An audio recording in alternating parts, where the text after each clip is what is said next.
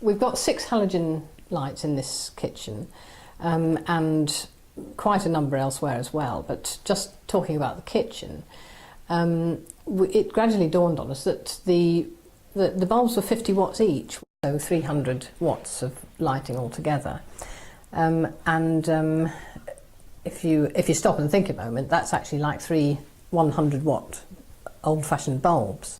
We also worked out that if we were to use them for a relatively normal amount of light per day, or time per day, so early morning and for cooking in the evening, then we could quite easily use a unit of electricity just on lighting the kitchen. And since we're only using 4 or 5 units a day, then that's actually 20% of our usage would just be on lighting the kitchen. Actually, what we do in the end is mainly not use them.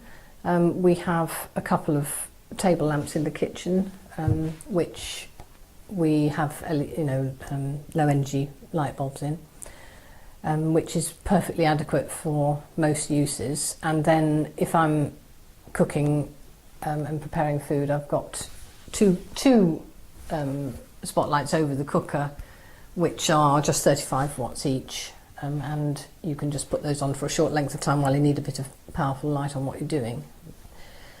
Save chopping vegetables in the dark. The average electricity bill is £420 a year, and my latest bill informs me that my predicted cost for the next 12 months will be £275. So they have recently reduced my monthly payments down by £3 a month. The good thing about this, and having used the electricity monitor for a year, and having changed the way that we live our life accordingly, I don't have the electricity monitor now, but I know that we can keep it up because we have kept it up for that year, and we've just basically changed the way we live, and it's no big deal. We're not doing without anything that we really want to do. We've stopped using an electric kettle. We use a kettle on the gas hob now. I always measure the water into the kettle, so I know that half a pint does 1 mug of tea. So pour that in.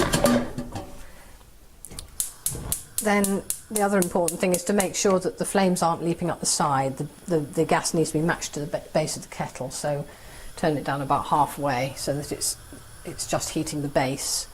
And although it takes the same amount of energy to heat the kettle as an electric one would, it's actually cheaper because gas is cheaper, and also lower carbon